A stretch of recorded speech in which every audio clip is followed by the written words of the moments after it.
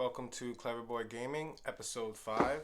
I'm your host, CLEVERBOY, and the first thing I want to say is I am so proud of myself today. I must admit that this episode was this close to not being recorded, but I hope that we can get through it and I can explain to you what's important for me this week and my thoughts on a few different things. In particular, I want to talk about the moment that my gaming life was altered forever. I am talking about 20 years ago.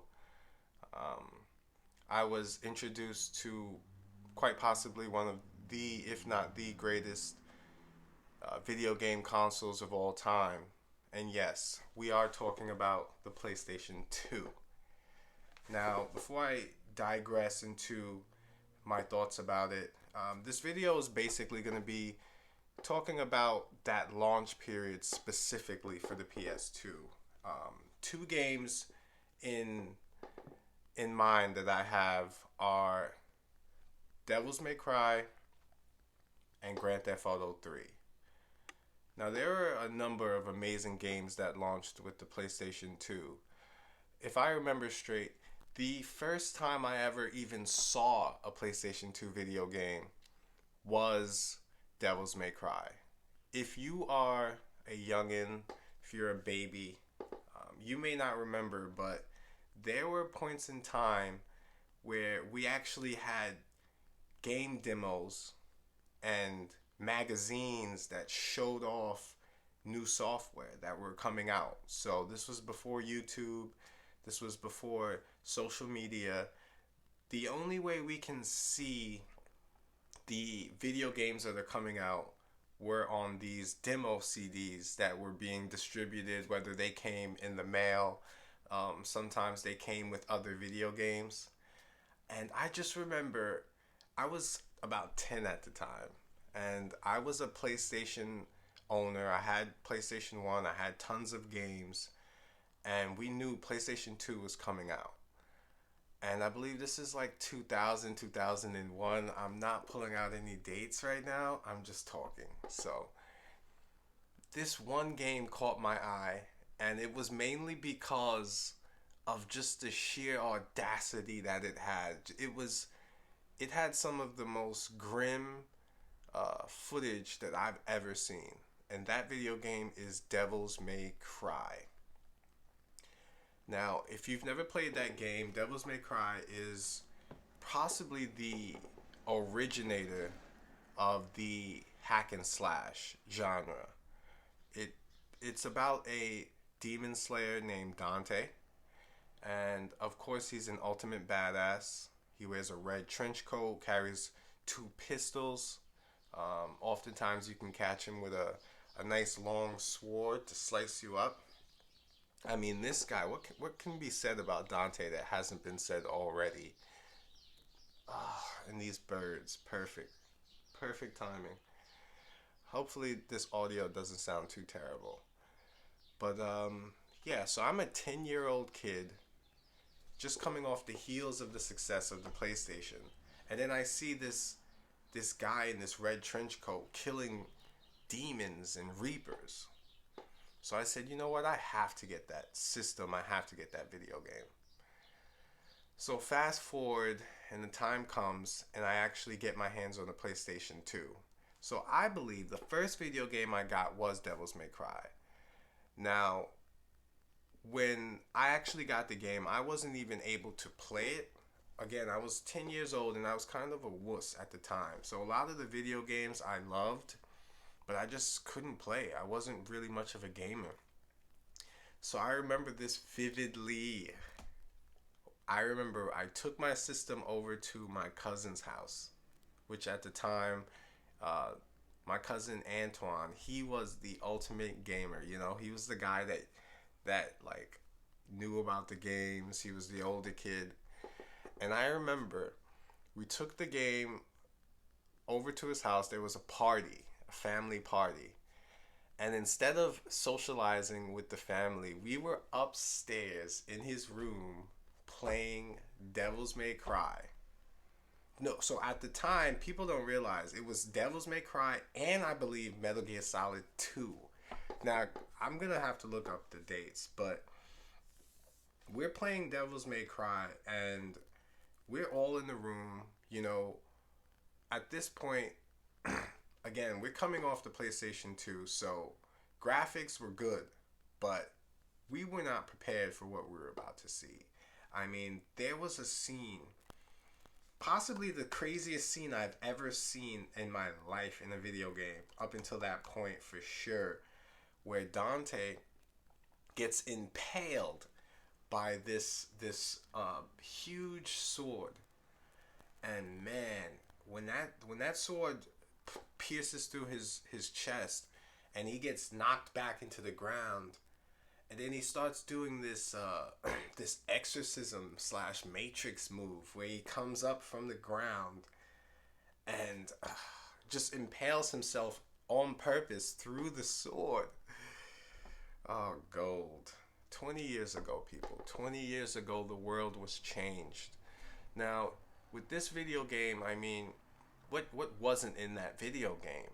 Everything you see today in the modern games, like, you know, God of War, Bayonetta, any Capcom game that you're looking at now owes its formula to Devil's May Cry. Yes, I'm saying that. And what's funny is, supposedly, the Devil's May Cry was actually supposed to be Resident Evil 4. I heard there were rumors about that. And they took that build and they just shifted it into a new, all new genre. Wow, whoever made that decision needed to get a raise at that time. And it's interesting because when you look at the gameplay, the thing about Devil's May Cry was you had never seen the mechanics in a video game, at least for me, at that time, where it's about chain combos. You know, it was literally like a Street Fighter game, but in an action adventure platform. You know, you have the hack and slash, you have the fluid movement through different weapon schemes in order to keep your combos alive. And that gave you, you know, points and nice little stylish names at the top of the screen. It kept your adrenaline pumping. And that's not to say about the awesome action-packed cutscenes, the dialogue. It was just amazing. Very, very big leap. A lot of people talk about the NES to the N64 leap. Well, that leap from PlayStation 1 to PlayStation 2 was phenomenal. The graphics we got on that game. Let me see. Let me confirm the release date.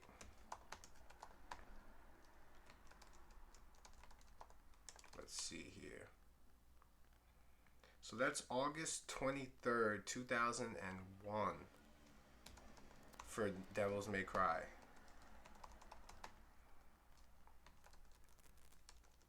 Let's see what Metal Gear Solid 2 was.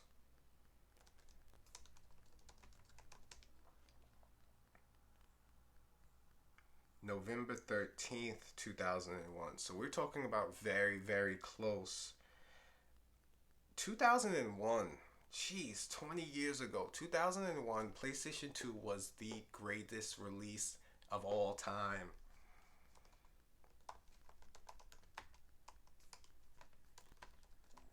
Let's see the release date of PlayStation 2. March 4th of 2000. Okay. So there was a bit of a gap. You know, my mind is telling me something, but you know what? March 4th, that is not too bad. That was a very, very good lineup for about the first year of the console, you know?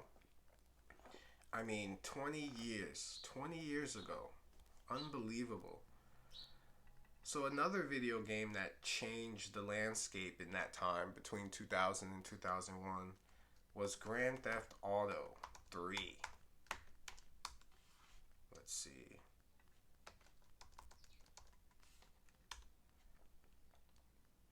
October 22nd, 2001. What a lineup. Grand Theft Auto 3, what can I say? I mean, listen, the PlayStation 2 dropped. You had your Devils May Cry. You had your Metal Gear Solid 2. These video games basically showed us that we might be actually playing movies. You know, the PlayStation 2 came with the Blu-ray, but these video games, these cutscenes, we were jumping into a whole nother era. And then we get to the sandbox, the introduction to the sandbox game. Forget about it. Grand Theft Auto 3 changed everything. Now, admittedly, at the time, like I said, I was about 10 years old. So to be honest, the memory I have of the Grand Theft Auto 3 video game was essentially just watching everyone else play it while I looked at my system overheating. Shout out to my cousins. Funny story, when I got the system, I didn't even get Grand Theft Auto 3. One of our family friends, he actually had the video game and he brought it over to the house. Um, and he basically had my entire family, my cousins at the time, they were all playing Grand Theft Auto 3 to the wee mornings on my little old PlayStation 2. Now, you know, a lot of it I can't say was, you know, the best, but what I do remember is just how innovative that video game really was. You know, I was 10, so I wasn't too into the whole crime scene, but just the sheer freedom. It's almost like you would turn on the video game and you wouldn't even necessarily know that it was a video game. There was a time system. You know, there was no immediate objective. Every morning you would wake up and wonder what was next. That part of the video gaming era has kind of gone away. You know, at the time it wasn't oversaturated with the open world genre like it is now. So, you know, you get that type of game, you don't really know what's what. I remember just getting into the car and just driving, not without a care in the world. Now, we have to talk about these 20-year anniversary remasters. Grand Theft Auto, as you know, they're getting a Ultimate Definitive Edition remaster coming on November 11th, which was confirmed by Rockstar the other day via Twitter. I must say, the release of the trailer, they've been getting a lot of slack for whatever reason. And I noticed that about the community, the gaming community these days. No one seems to be satisfied. I mean, we're talking about three absolute classics from the PS2 generation. We're talking about Grand Theft Auto 3, 20-year anniversary. We're talking about Grand Theft Auto Vice City. And we're talking about San Andreas. San Andreas has gotten a complete remodel. So we do have a few tweets about what exactly they've been increasing. They talked about an entire different control scheme, more modernized, you know, with the triggers. A lot of complaints have been about the old archaic controls for the video game. Well, they're taking that over. Total rehaul. We're gonna get nice trigger gun effects. You know, we're gonna get better driving with acceleration for the triggers. That's a big deal. I mean, what were they thinking about putting the X button to drive? But anyway, if you look at those trailers, they also did a complete reskin for the graphics. Now, we knew that they updated this to a Unreal Engine. I'm not 100% caught up on the idea of software when it comes to making video games, but you do hear about the Unreal Engine a lot. And honestly, when you hear about the Unreal Engine, you literally know that the game is going to be very, very good. These guys have been using that engine for a lot of classics these days. If I'm not mistaken, I want to say it was they used that Unreal Engine on Resident Evil, the remakes. Let me confirm with this.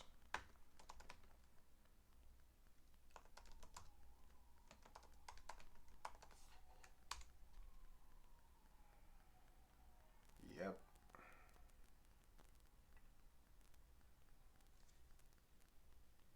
Yep, the trilogy is using Unreal Engine, confirmed by Rockstar Games.